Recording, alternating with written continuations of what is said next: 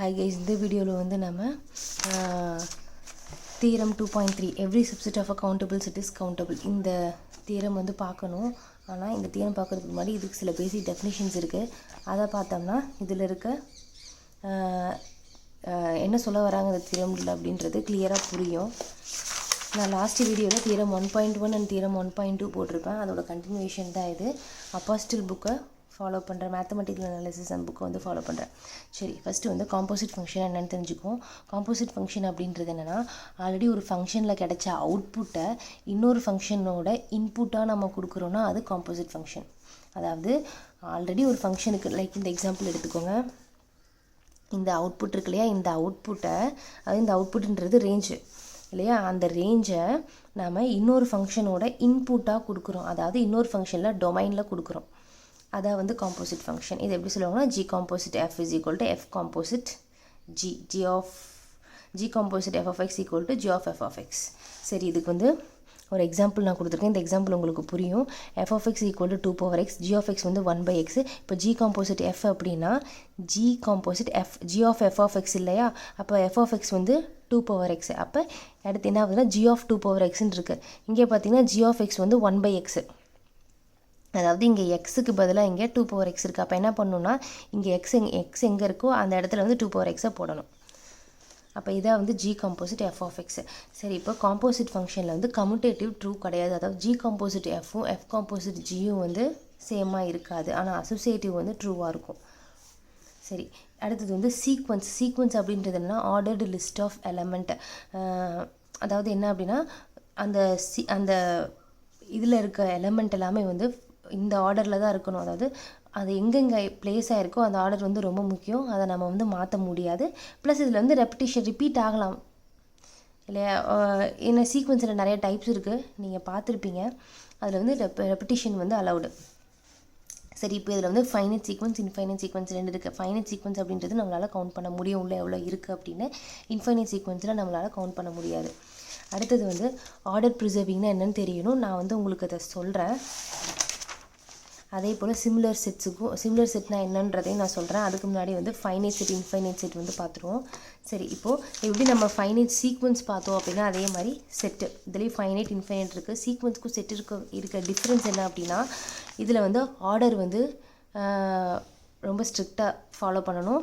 Repetition வந்து allowed. ஆனால் செட்டை பொறுத்தவரையும் ஆர்டர் வந்து எப்படி வேணாலும் இருக்கலாம், ரெப்படிஷன் வந்து இருக்கக்கூடாது. இதான் வந்து செட்டுக்கும் சீக்வன்ஸுக்கும் இருக்க டிஃப்ரென்ஸு. சரி, இப்போது இதே மாதிரி தான் ஃபைனைட் செட் அப்படின்னா நம்மளால் கவுண்ட் பண்ண முடியும். சரி, இப்போ ஏதாவது ரெண்டு செட்டில் வந்து கார்டினாலிட்டி அப்படின்னா உள்ளே எவ்வளோ இருக்குன்றதோட கவுண்டிங் தான் வந்து கார்டினாலிட்டி. இப்போ எங்கிட்ட இதில் வந்து n எலமெண்ட் இருக்குது அப்படின்னா என்னோட கார்டினாலிட்டி வந்து n. இப்போது ரெண்டு செட்டோட கார்டினாலிட்டி வந்து சேமாக இருக்குது அப்படின்னா அது நம்ம n = mன்னு எழுதலாம்.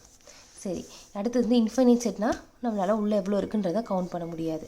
சரி, இப்போ ஃபைனைட் இன்ஃபைனைட்டுக்கு அப்புறம் நான் உங்களுக்கு கவுண்டபிள் செட் அப்புறம் வந்து அன்கவுண்டபிள் செட்டை சொல்லிவிட்டு அப்புறமா நான் வந்து இதோட difference, similar set, order preserving இது எல்லாமே உங்களுக்கு சொல்கிறேன். சரி, கவுண்டபிள் செட் இது வந்து ரொம்ப ரொம்ப முக்கியம் ரியல் அனாலிசிஸில். ஏன்னா பைஜெக்ஷன்ற வார்த்தை எல்லாத்துலேயுமே வரும்.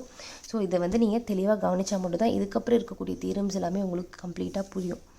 சரி, இப்போ கவுண்டபிள்னால என்னது, நம்மளால் கவுண்ட் பண்ண முடியும். ஆனால் இதில் வந்து ரெண்டு இருக்குது. என்னென்னா ஃபைனைட் செட்ஸையும் நம்மளால் கவுண்ட் பண்ண முடியும், இன்ஃபைனைட் செட்டையும் நம்மளால் கவுண்ட் பண்ண முடியும். ஸோ இப்போ ஃபைனைட் செட்னால் நமக்கு தெரியும். இப்போ இதில் பார்த்தோன்னே தெரியுது இல்லையா, இந்த செட்டில் 100 எலமெண்ட்ஸ் இருக்குது. அப்போ இதோட கார்டினாலிட்டி வந்து 100 உள்ள 100 இருக்குது. அதுக்கு இன்னொரு எக்ஸாம்பிள் வந்து வீக்ஸ்.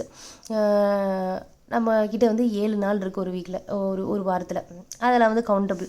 இன்ஃபைனைட் செட் அப்படின்னா உள்ளே எவ்வளோ இருக்குது, இன்ஃபைனைட் நம்பர் ஆஃப் எலமெண்ட்ஸ் இருக்குது. இதுவும் கவுண்டபிளுக்கு கீழே தான் வரும். இது என்ன சொல்லுவாங்கன்னா கவுண்டபிளி இன்ஃபைனைட் அப்படின்னு சொல்லுவாங்க. இதுதான் வந்து நீங்கள் மோஸ்ட்லி எல்லா தியரம்லையுமே வந்து பார்ப்பீங்க, கவுண்டபிளி இன்ஃபைனைட் செட்டை. சரி, இது ஏன் கவுண்டபிளி இன்ஃபைனைட்னு சொல்கிறாங்கன்னா, கொடுத்துருக்க அந்த செட்டை இது வந்து நேச்சுரல் நம்பர்ஸ் இல்லையா, 1 2 3 டு இன்ஃபினிட்டி, இது வந்து நேச்சுரல் நம்பர்ஸ். இந்த நேச்சுரல் நம்பர்ஸை நான் ஃபுல்லாக டொமைனில் போட்டேன். கோடொமைனில் என்ன பண்ணுறேன்னா z+, அதாவது பாசிட்டிவ் இன்டீஜர்ஸை எடுக்கிறேன். பாசிட்டிவ் இன்டீஜர்ஸையும் நான் ஃபுல்லாக எழுதிக்கிறேன். இப்போ என்ன பண்ணுறேன்னா இதில் இருக்க ஒவ்வொரு எலமெண்ட்டையும் நான் z+ல் இருக்க ஒரு எலமெண்ட்டோட நான் மேப் பண்ணுறேன். அப்போது இங்கிட்டு இருக்க என்னால் இன்ஃபினைட் எலமெண்ட்டையும் என்னால் இந்த சைடு இருக்க செட்டுக்குள்ளே இருக்க இன்ஃபினைட் எலமெண்ட்டோடு என்னால் மேப் பண்ண முடியும் வித்தவுட் 2 அவுட்புட் அந்த மாதிரி இதில். அதாவது என்ன சொல்கிறாங்கன்னா, ஒரு இன்புட்டுக்கு ஒரு அவுட்புட் அப்படின்றதில் என்னால் மேப் பண்ண முடியும் 1-to-1 ஃபங்க்ஷன். அதாவது பேலன்ஸே இல்லை, 1-to-1 ஃபங்க்ஷன் என்ன, ஒரு இன்புட்டுக்கு ஒரு அவுட்புட், அதை வச்சு என்னால் மேப் பண்ண முடியும். அடுத்தது டொமைன்லேயும் சரி கோடொமைன்லேயும் சரி நோ பேலன்ஸ் எலமெண்ட், மேப்பிங் இல்லாமல் எதுவுமே இருக்காது, எல்லாமே மேப் ஆகிருக்கும், எல்லாமே ஒரு இன்புட் ஒரு அவுட்புட்டுக்கு மேப் ஆகிருக்கும். 2 இன்புட்டுக்கு ஒரு அவுட்புட்லாம் இங்கே கிடையாது. ஸோ ஒரு எலமெண்ட் விடாமல் என்னால் எல்லாத்துலேயுமே என்னால் பாசிட்டிவ் இன்டிஜர்ஸோட மேப் பண்ண முடியுது. அப்படின்னா இதை தான் என்ன சொல்லுவாங்கன்னா பைஜெக்ஷன் அல்லது 1-to-1 கரஸ்பாண்டன்ஸ் அப்படின்னு சொல்லுவாங்க. போத் 1-to-1, நான் on-to பற்றி உங்களுக்கு சொல்லலை, ஆனால் நான் இதுக்கு முன்னாடி நிறைய வீடியோ போட்டிருக்கேன். போத் 1-to-1 அண்ட் on-to-வாக இருக்கும் இது. சரி, இதுக்கு இன்னொரு எக்ஸாம்பிள் நான் நேச்சுரல் நம்பர் எடுத்துக்கலாமா? ஹோல் நம்பர்ஸே உங்களால் மேப் பண்ண முடியும். 0 ஸ்டார்ட் ஆகும். இதுக்கு நான் பாசிட்டிவ் இன்டிஜரோட ஒவ்வொன்றையும் நான் மேப் பண்ணுறேன். 0க்கு 1, 1க்கு 2, 2க்கு 3ன்னு சொல்லிட்டு இங்கிட்டு இருக்க இன்ஃபைனைட் இதுக்கும் என்னால் இங்கே இன்ஃபைனைட் மேப்பிங் வந்து என்னால் கொடுக்க முடியும். அதாவது யூனிக்கான மேப்பிங் என்னால் கொடுக்க முடியும். அதே மாதிரி இங்கே நான் ஹோல் நம்பர்ஸ் எடுத்துக்கலாம், இன்டீஜர்ஸ் எடுத்துக்கிறேன். இன்டீஜர்ஸில் நெகட்டிவ் இன்டீஜரும் சேர்த்து வரும் இல்லையா? 0, 1, -1, 2, -2, 3, -3. ஸோ இந்த இன்டீஜர் ஒவ்வொன்றுமே வந்து என்னால் பாசிட்டிவ் இன்டீஜரோட மேப் பண்ண முடியும். ஸோ இந்த மாதிரி உங்களால் எப்படிப்பட்ட இன்ஃபைனைட் செட்டாக இருந்தாலும் அதை உங்களால் மேப்பிங் வந்து கரெக்டாக, அதாவது வித்தவுட் ரிப்பீட் ஆகாமல் 1-to-1 மேப்பிங் வந்து உங்களால் கொடுக்க முடிஞ்சது அப்படின்னா, Z+ஓட கொடுக்க முடிஞ்சது அப்படின்னா அது வந்து 1-to-1 கரஸ்பாண்டன்ஸ் அல்லது பைஜெக்ஷன். சரி, இப்போது இதோட கார்டினல் நம்பர் நம்ம வந்து ஃபைனைட் செட்டுக்குள்ள கார்டினல் வந்து என்ன சொன்னோம், உள்ளே எவ்வளோ இருக்கோ அதோட கவுண்டிங் வந்து சொல்லணும்ல. இப்போ இதில் வந்து என்கிட்ட 100 எலிமெண்ட் இருக்குன்னா இதோட கார்டினல் வந்து 100, கார்டினல் நம்பர் 100. ஆனால் இந்த செட்டில் வந்து இன்ஃபைனைட் எலிமெண்ட்ஸ் இருக்கிறதுனால இதோட கார்டினாலிட்டியை வந்து என்ன சொல்லுவாங்கன்னா ALF0 அப்படின்னு சொல்லுவாங்க. இதோட சிம்பிள் வந்து இது. சரி, அடுத்தது வந்து அன்கவுண்டபிள் செட்டு. அன்கவுண்டபிள் செட் அப்படின்றது இதெல்லாம் உங்களால் வந்து கவுண்டபிளி இன்ஃபைனைட்டாகவும் உங்களால் கவுண்ட் பண்ண முடியலையோ அது எல்லாமே வந்து அன்கவுண்டபிள் கீழே வரும். எக்ஸாம்பிள் இதுக்கு ரியல் நம்பர்ஸ் வந்து -∞ to ∞. இரேஷனல்ஸும் உங்களால் கவுண்ட் பண்ண முடியாது. சரி, இப்போது இதுக்கு நான் ஏன் இதை கவுண்ட் பண்ண முடியாது அப்படின்னு சொல்கிறேன்னா, இப்போ நீங்கள் ரியல் நம்பர்ஸில் -∞ to ∞ எடுக்க வேண்டாம், 0 to 1 interval, open interval 0 to 1க்குள்ளே எடுங்க. இதுக்குள்ளே இருக்க எல்லாமே ரியல் நம்பர் தான் இல்லையா? ஒன்று விடாமல் எல்லாமே ரியல் நம்பர் தான். இப்போது இந்த 0 to 1 இன்டர்வல்குள்ளே தான் 0.1 இருக்குது, 0.001 இருக்குது, இது மாதிரி எல்லா டெசிமல் எல்லாமே இருக்குது இல்லையா? அப்போ உங்களால் 0.01லேருந்து 0.02க்குள்ளேயே உங்களுக்கு இவ்வளோ இருக்குது. இது இல்லாமல் இன்னும் போயிட்டே இருக்குது, உங்களுக்கே தெரியும் இல்லையா? 0.00001, 0.0008, அது மாதிரி இன்னும் 0.1லேருந்து 9க்குள்ளே உங்களால் எக்கச்சக்கமான ரியல் நம்பர்ஸ் வந்து இருக்குது. இது எல்லாத்துக்கும் உங்களால் Z+ஓட 1-to-1 கரஸ்பாண்டன்ஸ் கொண்டு வர முடியுமான்னு கேட்டால் முடியாது. ஏன்னா உள்ள அவ்வளோ நம்பர்ஸ் இருக்குது, யோசிக்கவே முடியாத அளவுக்கு இருக்க நம்பர்ஸ் வந்து அதில் இருக்குது. அதனால் இந்த மாதிரி செட் எல்லாமே வந்து பைஜெக்ஷன் கொண்டு வர முடியாது. ஸோ இதெல்லாமே வந்து அன்கவுண்டபிள் செட் ஆர் டிநியூமரபிள். சரி, இப்போ வந்து உங்களுக்கு நான் சிமிலர் செட் அல்லது ஈவிநியூமரல் செட் நான் என்னன்னு சொல்கிறேன். எந்தெந்த செட் எல்லாத்தையுமே உங்களால் இன்னொரு செட்டோட பைஜெக்ஷன் கொண்டு வர முடியுதோ அது ரெண்டுமே வந்து சிமிலர் செட்டு. லைக் இந்த மாதிரி இப்போ இது ரெண்டுக்கும் உங்களால் பைஜெக்ஷன் கொண்டு வர முடிஞ்சது 1-to-1 கரஸ்பாண்டன்ஸ் இல்லையா? அப்போ இது ரெண்டும் சிமிலர் செட். அதே மாதிரி இதுவும் சிமிலர் செட், இதுவும் சிமிலர் செட். உங்களால் பைஜெக்ஷன் கொண்டு வர முடியுது அப்படின்னா அது சிமிலர் செட். ப்ளஸ் அதுக்கு ரெண்டுக்குமே வந்து கார்டினல், சிமிலர் செட்னால் அதோட கார்டினல்ஸ் வந்து சேமாக இருக்கும்.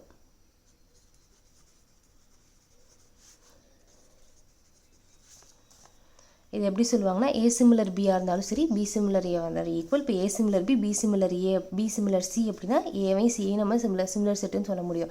இதை வந்து எதில் யூஸ் பண்ணுவாங்க அப்படின்னா தியரமில் யூஸ் பண்ணுவாங்க. ஏன்னா இப்போ நம்மளுக்கு ஒரு தியரம் ஒரு செட்டு வந்து தெரியுது, அந்த ஒரு செட்டோட ப்ராப்பர்ட்டி வந்து நமக்கு தெரியுது. இந்த செட்டு வந்து இன்னொரு செட்டுக்கு வந்து பைஜெக்ஷனாக மேப் ஆகுது அப்படின்னா இதோட ப்ராப்பர்ட்டியை அப்படியே அந்த செட்டுக்கும் கொடுப்பாங்க. இது வந்து தியரமில் யூஸ் பண்ணுவோம். அடுத்தது இப்போ நான் ஃபைனைட் செட் அண்ட் இன்ஃபைனைட் செட்டுக்கு இருக்க டிஃப்ரென்ஸ் வந்து நான் உங்களுக்கு சொல்கிறேன். ஆல்ரெடி நான் போன வீடியோவில் ப்ராப்பர் சப்செட்னா என்னன்னு சொல்லியிருப்பேன் இல்லையா? ப்ராப்பர் சப்செட்னா என்ன? இப்போ வந்து A is a subset of B, அப்புறம் A set B set equal இல்லாமல் இருக்குது அப்படின்னா அந்த ஏ வந்து ப்ராப்பர் சப்செட் ஆஃப் பின்னு சொல்லியிருப்பேன். சரி, அதே மாதிரி இப்போ இங்கே அந்த இதை தெரிஞ்சுக்கோங்க. இப்போ ஃபைனைட் செட்டில் நான் ஒரு ஃபைனைட் செட்டில் ஒரு எக்ஸாம்பிள் எடுத்துக்கிறேன். 1லேருந்து 10 வரையும் இந்த செட்டில் இருக்க. இப்போ இதில் சப்செட் வந்து என்ன பண்ணுறேன் அப்படின்னா இதில் இருக்க ஈவன் இன்டிஜர்ஸ் லெஸ் தென் 10 வந்து நான் சப்செட்டாக எடுக்கிறேன். இப்போ இது ப்ராப்பர் சப்செட்டான்னு கேட்டிங்கன்னா பின்றது ப்ராப்பர் சப்செட் தான். ஏன்னா பின்றது ஏக்குள்ளே இருக்குது, ப்ளஸ் பியும் ஏவும் வந்து சேம் கிடையாது. இது ப்ராப்பர் சப்செட்டு. இதோட கார்டினல், இப்போ ஏவோட கார்டினல் பார்த்திங்கன்னா 10, பியோட கார்டினல் பார்த்திங்கன்னா 4, ப்ளஸ் உள்ளே வந்து டிஃப்ரெண்ட் எலமெண்ட் இருக்குது. இது இப்போ இதே மாதிரி இன்ஃபைனைட் செட்டுக்கு நான் 1 to 10 இல்லாமல் 1 to நேச்சுரல் நம்பர்ஸ் ஃபுல்லாமே எடுக்கிறேன். இதோட சப்செட்டாக வந்து ஈவன் இன்டீஜர் ஃபுல்லாக அதையும் நான் இன்ஃபினிட்டி வரை எடுக்கிறேன். இது வந்து ஏக்கு கீழே இருக்க சப்செட் தான் இல்லையா? நேச்சுரல் நம்பரோட சப்செட் தான் இந்த ஈவன் நம்பர்ஸ். சரி, இப்போ இதுவும் ப்ராப்பர் சப்செட்டான்னு கேட்டிங்கன்னா ஆமாம் ப்ராப்பர் சப்செட் தான். ஏன்னா பி வந்து ஏக்குள்ளே இருக்குது, ப்ளஸ் ஏவும் பியும் வந்து நாட் ஈக்குவல் டு. ஏன் அப்படின்னா இதில் இருக்க டிஃப்ரெண்ட் எலமெண்ட்டு இதே டிஃப்ரெண்ட் எலமெண்ட் ரெண்டும் வந்து சேமாக கிடையாது இருக்க எலமெண்ட். அப்போ அதுவும் நாட் ஈக்குவல் டு தான். அப்போ இதுவும் வந்து பின்றது ப்ராப்பர் சப்செட் ஆஃப் ஏ தான். ஆனால் இதுக்கும் இருக்க டிஃப்ரென்ஸ் என்ன அப்படின்னா கார்டினல் நம்பர். இப்போ இதோட கார்டினல் நம்பர் பார்த்திங்கன்னா 10, இதோட கார்டினல் நம்பர் பார்த்திங்கன்னா 4. ஆனால் இங்கே வந்து உங்களால் 1 to 1 கரெஸ்பாண்டன்ஸ் கொடுக்க முடியும். அதாவது நான் கார்டினல் நம்பர் சேமாக இருக்குது. அதாவது இப்போ பார்த்திங்கன்னா இந்த 1-ஐ என்னால் இந்த 2க்கு மேப் பண்ண முடியும், அடுத்து 2-ஐ 4க்கு மேப் பண்ண முடியும், 3-ஐ 6க்கு மேப் பண்ண முடியும். இந்த ஏவையும் பிஐயுமே என்னால் வந்து கம்ப்ளீட்டாக மேப் பண்ண முடியும், ஒன்றுக்கு ஒன்று மேப் பண்ண முடியும். இங்கே இன்ஃபைனைட் நம்பர்ஸ் ஏல இருக்குது, அந்த இன்ஃபைனைட் நம்பர்ஸ்க்கும் என்னால் இந்த ஈவன் டிஜியில் இருக்க இன்ஃபைனைட் நம்பர்ஸை என்னால் மேப் பண்ண முடியும். அதாவது இதுக்கு கார்டினாலிட்டி வந்து சேமாக இருக்குது. ஆல்எஃப் நாட்டு இதோட கார்டினாலிட்டி இது சேமாக இருக்குது. அப்போது இது என்ன சொல்கிறாங்க அப்படின்னா இது வந்து similar to proper subset it self. என்னதான் வந்து பீன்றது ஏவோட சப்செட்டாக இருந்தாலும் ப்ராப்பர்ட்டியில் வந்து இது சேமாக இருக்குது. Similar to proper subset it self அப்போ இட் செல்ஃப் அப்படின்றது இந்த இன்ஃபைனைட் செட்டுக்கு ஒரு தனியான ஒரு டிஃப்ரென்ஸு, ஃபைனைட்டுக்கும் இன்ஃபைனைட்டுக்கும். இதுக்கு அப்படி கிடையாது, ஒன்லி ப்ராப்பர் செட் தான். ஆனால் இது ப்ராப்பர் செட் சப்செட்டாகவே இருந்தாலும் ப்ராப்பர்ட்டி வந்து சப்செட்டோட ஈக்குவலாக இருக்குது. அதான் வந்து இந்த ஃபைனைட்டுக்கும் இன்ஃபைனைட் செட்டுக்கும் இருக்க டிஃப்ரென்ஸு. சரி, அடுத்தது வந்து ஆர்டர் ப்ரிசர்விங். இந்த ஆர்டர் ப்ரிசர்விங் வந்து தியரமில் யூஸ் பண்ணுவோம். இது வந்து ஏன் யூஸ் பண்ணுறாங்க அப்படின்றது உங்களுக்கு தெரிஞ்சிருக்கணும். இப்போது எங்கிட்ட டொமைனில் mn இருக்குது, கோடொமைனில் மேப் ஆகிறது k(m) k(n). இப்போ இந்த k(m) லெஸ் தென் k(n) அப்படின்னு சொன்னாங்கன்னா இதோட டொமைன்லேயும் அது m லெஸ் தென் n இருக்கும். இதோட மீனிங் என்னென்னா, இப்போது எனக்கு டொமைனில் mn ABCDன்னு இருக்குதுன்னு வைங்களேன், கோடொமைனில் 1 2 3 4 5 6 இருக்குதுன்னு வைங்களேன். இப்போது இது எல்லாமே வந்து இப்போ நான் என்ன சொல்கிறேன்னா கோடொமைனில் 1 less than 2 2 less than 3 3 less than 4 less than 5 less than 6ன்னு சொல்கிறேன். இது இங்கே லெஸ் தென்னாக இருக்குது. இந்த மாதிரி கோடொமைனில் ஒன்றுக்கு ஒன்று லெஸ் தென்னாக இருக்குது அப்படின்னா டொமைன்லேயே அது ஒன்றுக்கு ஒன்று லெஸ் தென்னாக இருக்கணும். Like m less than a less than a less than b c and d இப்படி இருக்குன்னு நான் சொல்லணும். ஏன் இதை இப்படி சொல்கிறதுனால எனக்கு அங்கே என்ன யூஸ் அப்படின்னா, நல்லா யோசிச்சிங்கன்னா இப்போ 1 less than 2ன்ற மீனிங் வந்து என்ன கொடுக்குது அப்படின்னா 1ம் 2ம் சேம் இல்லைன்னு சொல்லுது. அப்போ 1ம் 2ம் சேம் இல்லைன்னா அது டொமைனில் இருக்க அந்த இன்புட் இருக்கு இல்லையா, அதுவும் சேம் இல்லை. அப்போ என்னால் m-ஐ 1க்கு மட்டும்தான் மேப் பண்ண முடியும், இந்த n-ஐ 2க்கு மட்டும் தான் மேப் பண்ண முடியும். அது மாதிரி ஒவ்வொன்றுமே வந்து ஒன்றுக்கு லெஸ் தெனாக இருக்குது அப்படின்னா டொமைன்லேயே அது ஒன்றுக்கு லெஸ் தெனாக இருக்குது. அப்போ இது எல்லாத்துக்குமே ஒரே மேப்பிங் தான், அதாவது ஒரு இன்புட்டுக்கு ஒரு அவுட்புட் தான். எங்கேயுமே வந்து என்னால் ரெண்டு அவுட்புட்டில் இதுக்கு நான் கொடுக்க முடியாது. அப்போ இதை தான் என்ன சொல்கிறாங்கன்னா ஆர்டர் ப்ரிசர்விங் அப்படின்னு சொல்கிறாங்க. இப்போ லெஸ் தெனாக மட்டும் இல்லை, கிரேட்டர் தெனாக கூட இருந்துக்கலாம். ஆனால் ஈக்குவல் டு மட்டும் இருக்கக்கூடாது. ஆர்டர் ப்ரிசர்விங்கில் ஈக்குவல் டு இருந்தீங்கன்னா உங்களுக்கு ரிப்பீட்டட் அவுட்புட்ஸ் அங்கே இருக்குன்னு அர்த்தம். அப்போ லெஸ் தென் அல்லது கிரேட்டர் தென் சிம்பிள் வந்து யூஸ் பண்ணிக்கலாம், ஆனால் வந்து ஈக்குவல் டு சிம்பிள் யூஸ் பண்ணக்கூடாது. சரி, அப்போ இதுலேருந்து உங்களுக்கு என்ன தெரிய வருதுன்னா ரிப்பீட்டட் அவுட்புட்ஸ் வந்து நீங்கள் ஆர்டர் ப்ரிசர்விங் யூஸ் பண்ணுறதுனால இருக்காது அப்படின்றது தெரிய வருது. அப்புறம் வந்து இது வந்து பைஜெக்ஷனை வந்து இது கொடுக்குது. ஏன்னா ஒரு இன்புட்டுக்கு ஒரு அவுட்புட் பேலன்ஸே இல்லாமல் எல்லாமே உங்களுக்கு மேப் ஆகுது. அப்போ இந்த மாதிரி ஆர்டர் ப்ரிசர்விங் யூஸ் பண்ணுறதுனால உங்களுக்கு பைஜெக்ஷன் வந்து கிடைக்கிது. ஓகேவா? ஸோ இதை நல்லா தெரிஞ்சுக்கோங்க. இது வந்து நம்ம தியரமில் வந்து யூஸ் பண்ணுவோம். நெக்ஸ்ட் பார்ட்டில் வந்து நான் உங்களுக்கு அந்த தியரம் வந்து சொல்கிறேன், உங்களுக்கு அது வந்து தெளிவாக புரியும்.